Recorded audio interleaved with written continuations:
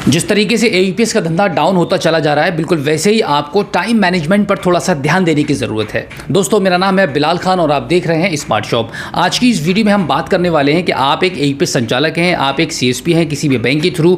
अब आपको ये लगने लगा है कि आपका बिजनेस डाउन हो रहा है, जिसकी वजह से आपकी इनकम में भी ग्रोथ नहीं हो पा रही है। आप जितना पहले आप कमा पा रहे थे उससे बिल्कुल कम ही और बल्कि आधा ही कमा पा रहे हैं।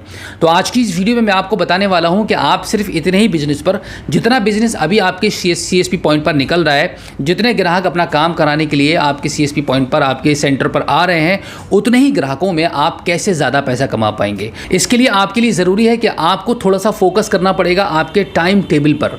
आप कब अपना शॉप को ओपन करते हैं और कब आप लंच करने जाते हैं, या कब आप थोड़ा सा दोपहर में रेस्ट करते हैं, और फिर शाम को आपकी शॉप किस टाइम क्लोज होती है आपके मार्केट के अकॉर्डिंग।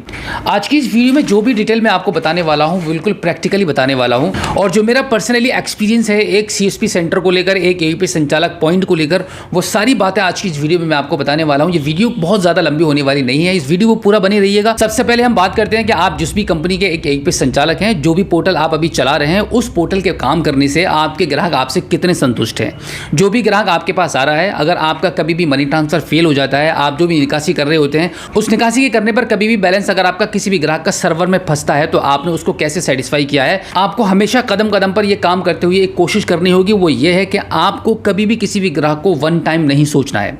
ये नहीं सोचना है कि पहली बार आया है अब नहीं आएगा। अगर आप सर्विस अपनी अच्छी देंगे तो वो ग्राहक आपके पास रिपीट आएगा, बार बार आता रहेगा, जिससे कि आप उसके आने से आपको इनकम होती रहेगी, आपका बिजनेस बढ़ता रहेगा। अभी हम बढ़ते हैं अपने दूसरे पॉइंट की तरफ, जिसके बारे में हम बात करने वाले हैं, वो है टाइम मैनेजमेंट। आप कैसे कंट्रोल करेंगे अपने टाइम को, अपनी शॉप को ओपन करने से लेकर क्लोज करने तक। मैं आपको बता दूं कि जो बिजनेस करने का जो सबसे सुपर टाइम होता है पूरे दिन में, वो होता है सुबह 8 बजे से लेकर दोपहर 1 बजे तक। यानी कि सुबह 8 बजे से लेकर दोपहर 1 बजे तक जितना ग्राहक आपके पास आ जाएगा, उसका 50% भी आपका ग्राहक आपके बाकी बचे टाइम में नहीं आने वाला है।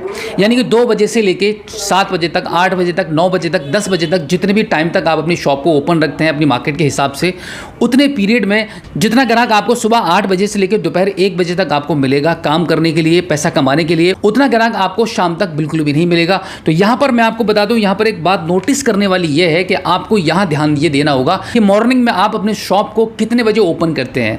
मैं आपको सजेशन यही देना चाहूँगा कि आप जिस भी मार्केट से बिलोंग करते हैं, जहाँ भी आपकी शॉप है, आपको सुबह 8 बजे ही शॉप को ओपन करना होगा और 1 बजे तक खुद को आपको बैठना है। अगर आपके यहाँ पर कोई लड़का बैठता है, कोई ऑपरेटर आप उसको बिठाते हैं, तो कोशिश कीजिएगा उसके साथ में सुबह 8 बजे से लेकर 1 बजे तक आप बैठें, जिससे कि आपका बिजनेस में ग्रोथ हो। क्योंकि मॉर्निंग से लेकर दोपहर तक जितने भी ग्राहक आते हैं, वो मैक्सिमम ग्राहक आते हैं, क्योंकि वो सुबह सुबह का टाइम होता है, इतनी धूप भी नहीं होती है, इतनी गर्मी भी नहीं होती है। तो यहाँ पर ग्राहक की ये भी सोच रहती है कि मॉर्निंग से लेकर 1 बजे तक अपना काम निपटा ले, जिससे कि उसको चलने फिरने में कोई प्रॉब्लम ना हो। तो यहाँ पर सबसे ज़्यादा ग्राहक देखे गए हैं, ये एक सर्वे है, और साथ ही साथ में हमने भी इसको बहुत प्रैक्टिकली महसूस किया है। हमारे सीएसपी पॉइंट पर भी यही होता है कि मॉर्निंग में जितना ग्राहक आ जाता है, उतना 1 बजे के बाद ग्राहक नहीं आ पाता है। तो यहाँ पर सबसे ज़्यादा फोकस देने वाली बात यह है कि आप अगर अपनी शॉप पर बैठते हैं, तो यहाँ पर आपको 8 बजे से लेकर 1 बजे तक जमकर बैठना है, जिससे कि कोई भी इस पीरियड में 8 बजे से लेकर 1 बजे तक के पीरियड में कोई भी ग्राहक आपकी शॉप से बिना काम कराए नहीं जाए।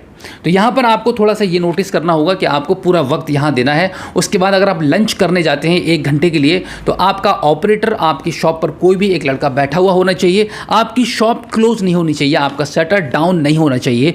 अगर आप दोपहर में लंच के बहाने या किसी भी काम करने की वजह से अपनी शॉप को 1 या 1.5 घंटे के लिए क्लोज करते हैं, तो ये एक बहुत बड़ा बेकार सा इंपैक्ट पड़ता है ग्राहक पर कि आपकी शॉप बंद है। क्योंकि कुछ ग्राहक ऐसे होते हैं कि ग्राहक का कोई पता नहीं होता है कि कौन सा ग्राहक किस टाइम और कब आपके पास आ जाएगा। कुछ ग्राहक ऐसे होते हैं जिनको दोपहर में वक्त मिलता है, वो ये सोचते हैं कि दोपहर में आपके पास जाकर वो अपना काम करवा लेंगे, लेकिन हमेशा उनको आपका शॉप अगर बंद मिलता है 1 बजे से लेकर 2 बजे के बीच में, तो वो ये सोचने लगेगा कि आपकी शॉप हमेशा क्लोज रहती है। तो यहाँ पर मैं आपको बता दूं कि आप किसी भी इमरजेंसी में भी जा रहे हैं, तो आपका ऑपरेटर आपकी शॉप पर बैठा हुआ काफ़ी ज़रूरी है, जिससे कि आपकी शॉप ओपन रहेगी। तो कस्टमर का माइंड ये चेंज नहीं होगा कि आप क्या पता आपकी शॉप बंद हो या खुली हो। अगर सारा दिन सुबह 8 बजे से लेकर शाम को 8 बजे तक आपकी शॉप ओपन रहती है, तो आपकी शॉप के ज़रिए कस्टमर्स का माइंड मेकअप ये हो जाएगा कि आपके कस्टमर कभी भी आपके पास आ सकता है बेझिझक सोचेगा, क्योंकि वो ये सोचेगा कि आपकी शॉप 100% उसको ओपन मिलेगी। तो यहाँ पर धीरे धीरे इस तरीके से आपका बिजनेस इंक्रीज करने लगेगा और आपकी इनकम में भी ग्रोथ होने लगेगी। छोटी सी कैलकुलेशन के हिसाब से मैं एक बात आपको ये बताना चाहूँगा कि दिन में अगर 2 घंटा आपकी शॉप बंद रहती है, उस 2 घंटे में अगर आपके 3 ग्राहक भी वापस लौटते हैं, यानी कि उन तीनों ग्राहकों को 5-5 हज़ार रुपये विड्रॉल करने होते हैं, किसी को मनी ट्रांसफ़र करानी होती है, ओवरऑल हम ये मान के चलते हैं कि वो 150 रुपये का आपका नुकसान होता है।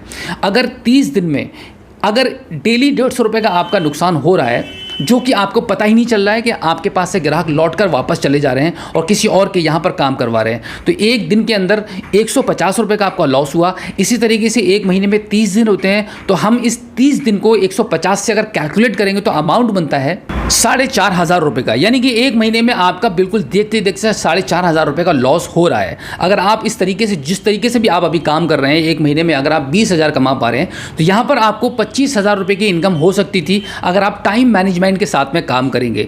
यानी कि जिस तरीके से आप अपना डेली नुकसान कर रहे हैं, लॉस कर रहे हैं, उसको आपको बचाना होगा और साथ ही साथ में उसका पूरा बेनिफिट आपको लेना है, क्योंकि आप सुबह 8 बजे से लेकर शाम को 8 बजे तक अपनी शॉप को ओपन रखते हैं। इसी दौरान आपकी शॉप किसी भी वक्त 1 या 1.5 घंटे के लिए बंद हो जाती है या आप शॉप पर अवेलेबल नहीं होते हैं, क्योंकि आपकी पहचान आपकी शॉप से है और ग्राहक आपके चेहरे को पहचानता है। कभी कभी कुछ ऐसे भी ग्राहक आते हैं जिनको आपसे ही काम करवाना होता है, आपके ऑपरेटर से काम नहीं कराना होता है। तो यहाँ पर आपको ये भी थोड़ा सा ध्यान देना होगा कि आप एक परफेक्ट पर्सन को आपकी शॉप पर बिठाइए, अगर आप नहीं हैं तब, जो कि बहुत अच्छे से कस्टमर को डील करे और आपका ग्राहक उसके हाथ से जाने ना पाए।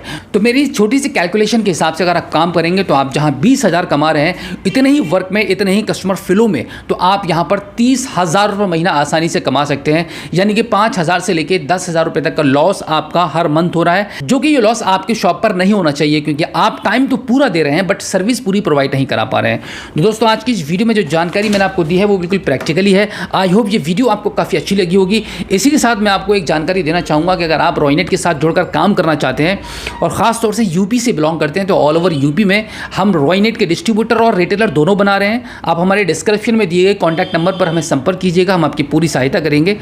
अगर पहली बार हमारे स्मार्ट शॉप यूट्यूब चैनल पर आए हैं और अभी तक आपने हमें सब्सक्राइब नहीं किया है, तो प्लीज़ एक बार सब्सक्राइब कर लीजिएगा और बेल आइकन भी प्रेस कीजिएगा। तो चलिए दोस्तों, मिलते हैं आपसे किसी और एक अगली वीडियो में, एक नई जानकारी के साथ, एक नई अपडेट के साथ और एक नई जोश के साथ। तब तक के लिए जय हिंद।